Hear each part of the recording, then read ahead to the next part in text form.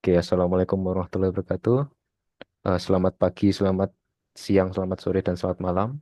Tergantung Mas Daud nontonnya kapan ya. Ini kami dari kelompok F10 ini mau nemuin untuk praktikum 4 sama challenge-nya. Ini jadi, oke, kita cek dulu ya ini. Mungkin untuk ini ya. Jadi problemnya itu cukup simpel. Jadi kita disuruh buat, kita diberi topologi, kita suruh bagi subnetnya seefektif mungkin. Oke, jadi untuk rutenya kita nentukannya kayak gini ya, ngikuti gambarnya ini. Jadi kalau bingung cara bacanya ini, mungkin anggap aja kayak gini. Jadi dari yang paling luar itu eh, clockwise ya. Ini jadi dari paling luar ini satu, dua, tiga urut. Kemudian semakin dalam gitu. Oke. Kemudian ini ya untuk rutenya sebenarnya juga ngikuti pembagian subnetnya itu cukup simpel. Terus untuk jumlah IP-nya ini eh, juga tinggal jumlahkan banyaknya host ya yang dicantumkan ini. Oke, terus ini untuk net masknya totalnya ini kita yang paling besar ketemunya /20. Oke, kemudian untuk metode pertama ya ini pakai VLSM. Itu jadi metodenya cukup simple. Kita pakai pembagian tree. Nah ini kayak gini. Jadi kita bagi dulu dari yang paling bawah yaitu balik ya dari yang paling atas sorry. Itu kita /20 tadi. Terus kita bagi dua, bagi dua, bagi dua. Kemudian ini saya juga urutkan ya biar gampang makainya ini. Jadi ya sebenarnya cuman dibagi aja sih sampai didapat net mask yang sesuai sama kebutuhan kita itu per subnetnya. Terus kita assign masing-masing ya ini. Kemudian untuk IP yang digunakan ya untuk untuk yang VLSM ini sebenarnya saya nggak naruh wildcard ya ini karena sebenarnya di broadcast ini anggapannya sudah IP terakhir dari suatu network tertentu. Jadi ini let's say kita network ID-nya ini yang A1 ini ada ini ya mulai dari nol karena net masknya ini ada 32 ya ini. Jadi broadcastnya itu di akhirnya atau 31. Oke, kurang lebih kayak gitu. Kemudian untuk assign IP-nya ya itu kurang lebih sudah saya cantumkan sih juga sih sebenarnya di modul ya. Nah ini. Jadi untuk setiap node itu ini saya sudah cantumkan ya ini mungkin bisa dibaca-baca nggak akan saya bacakan ya ini terlalu lama nanti. Jadi kita langsung contohin aja. Kemudian untuk routing ya ini routingnya jadi cukup straightforward juga. Jadi untuk setiap router yang ada di luar ini kita tambahkan eh, default default routing atau last resort routing ya ini. Jadi karena dia itu gateway-nya cuma satu ya untuk mengakses semua route. Jadi itu logikanya kita nggak perlu nggak assign.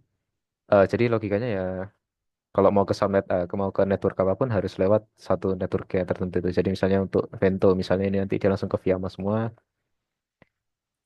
Kemudian untuk yang bukan di tengah ya, yang mohon maaf yang punya subnet di belakangnya router di belakang subnetnya itu. Nah misalnya Viama ini dia perlu menambahkan router juga mohon maaf route di belakangnya ini. Jadi untuk subnet ke sini kita harus daftarkan ke sini ke Vento ini yang 8 ini ya.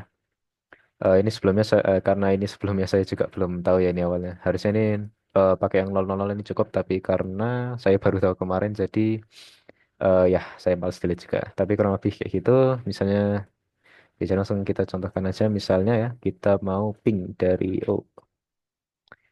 PC ke PC. Ini kita cek, karena ini harusnya sudah bisa ya ini.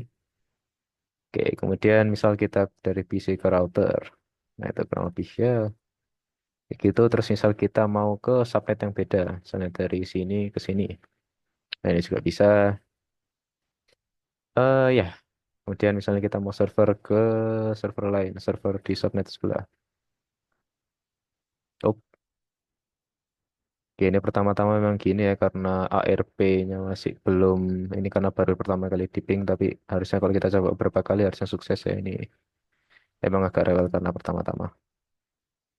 Oke. Nah ini contohnya ini bisa. Cuman yang ini karena ya, nah ini juga bisa harusnya ya. Kita tunggu sebentar karena ARP-nya belum nemu tadi. Oke, misalnya ke sini juga kita coba. Nah ini juga bisa dari router ke router. Oke, kurang lebih untuk bagian saya itu, mungkin saya lempar ke itu ya, ke metode yang selanjutnya yang dilakukan apa, yang dikerjakan oleh rekan saya.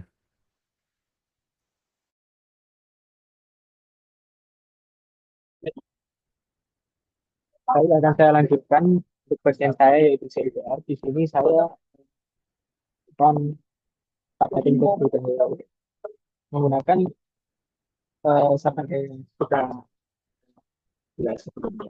Saya akan melakukan subnet imaging case lagi hingga dapatkan sampai terakhir.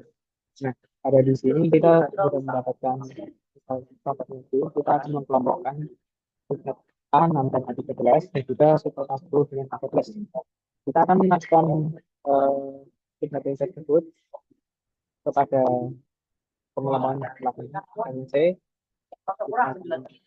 melakukan satu dan dua lalu di yang sebelumnya lalu satu tes sembilan jadi satu empat belas.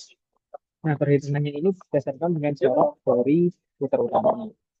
Kita samakan jarak tersebut eh, berdasarkan tersebut dengan filter utamanya. Nah, setelah kita mendapatkan kata sumber tersebut, dengan batas artinya kita akan mendapatkan yang terakhir yang merupakan pengelompokan menyeluruh dari pada menurut saya kita mendapatkan subnada dengan merik mas yaitu 1117. Setelah kita mendapatkan subnada dengan merik mas 17, kita akan masuk ke penggabungan PIDR pada sheets ini. Kita akan ke tabel 1 dengan ada angka yang di-belas, B2 dan B10 dan 14. Kita lakukan hal ini hingga kita mendapatkan subnada yang merupakan gabungan dari satu dan satu dan mendapatkan hasil seperti itu. Setelah itu kita akan memasukkannya ke CCR3. Nah, pada CICR3 kita memulai pada subnet yang paling tinggi yaitu S1 dengan kelas 17-nya. Kita akan membaginya hingga kita mendapatkan subnet A. Nah, pada subnet A ini nanti kita menjadikan sebuah patokan dengan memasukkan nilai IT pada setiap node. Nah, di sini saya sudah memasukkan IP dari Java. Mungkin misalnya pada daerah yang kami berdasarkan IP yang dari sini. Kita mungkin langsung testing aja terlebih dahulu. Ini saya sudah menggunakan Kamasi. Temui saya langsung pada Tera. Kita akan mencoba melakukan testing pada Leibian.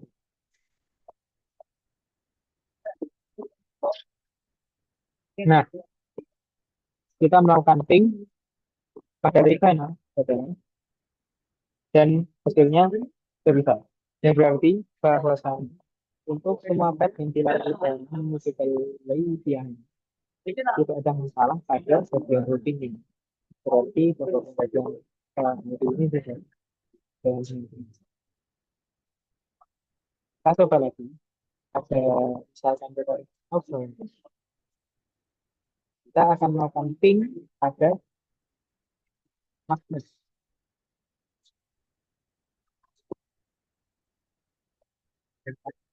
Terus kita melakukan ping pada Jakarta. Pak maaf, pada November. Tidak pada terminal, kita bisa mendapatkan respons dari Magnus. Bisa dilihatkan bahwa routing dan lain-lain. Oke, mungkin untuk CIPR ya sih, ini salah satu salah satu.